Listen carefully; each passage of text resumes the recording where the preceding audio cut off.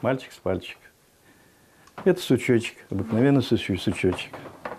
Вот это крокодил Гена. Это не квартира, а какой-то выставочный зал. В гостях у Аркадия Сафонова ясно уже с порога. Хозяин творческий и неординарный. Эти поделки из дерева – его творение. Забавные животные и причудливые фигуры – все это, говорит мастер, создает не он, а природа. Почти каждое утро пенсионер начинает с прогулки по лесу, где и находит будущие произведения. Лес тоже живой. В лесу, вот посмотрите, деревья.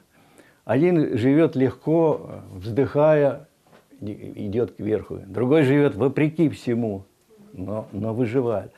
А третий, значит, просто борется за свою жизнь, значит, за свое пространство.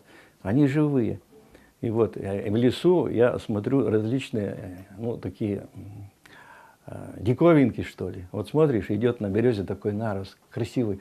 Природа так совершила это самое, что там ты видишь человека, либо это голову какого-то животного. Но, пожалуй, главное увлечение – бальные танцы. На паркет Сафонов вышел после самого тяжелого события в жизни – потери супруги. После продолжительной депрессии так он решил научиться жить заново. Вспоминает, начинать с нуля было очень непросто. Зато какой результат. Я ходил как водопущенный, мне было очень сложно, так сказать, переступить этот период. Я уже даже хотел бросить.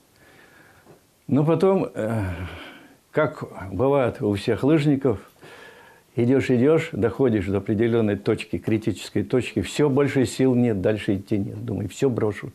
И вдруг появилось второе дыхание. Вздохнул, выдохнул, и все пошло. Пошло, поехало. И вот уже 11-й год, в декабре месяце будет 11 лет, я занимаюсь в школе бальных танцев. Аркадий Евгеньевич освоил больше 15 танцев, от вальса до зажигательного джайва. Выступает на различных конкурсах и концертах и всегда при полном параде. Это, говорит, еще один плюс любимого увлечения. Сама культура бального танца подразумевает определенный дресс-код.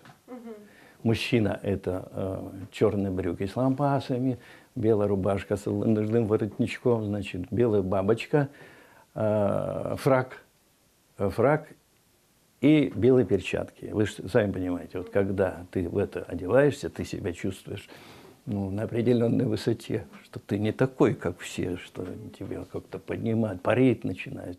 А еще он автор более 700 стихотворений, по крайней мере, столько их на известном литературном сайте. Сейчас трудно поверить, что за плечами у этого творческого человека очень серьезная работа в органах внутренних дел.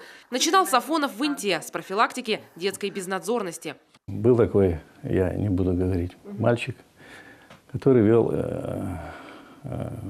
будем говорить, аморальный образ жизни.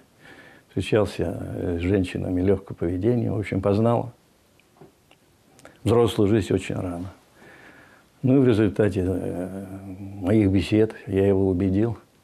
Он стал хорошо учиться, закончил училище, получил специальность, ушел в армию и служил в войсках, специальных войсках, где требовался определенный допуск.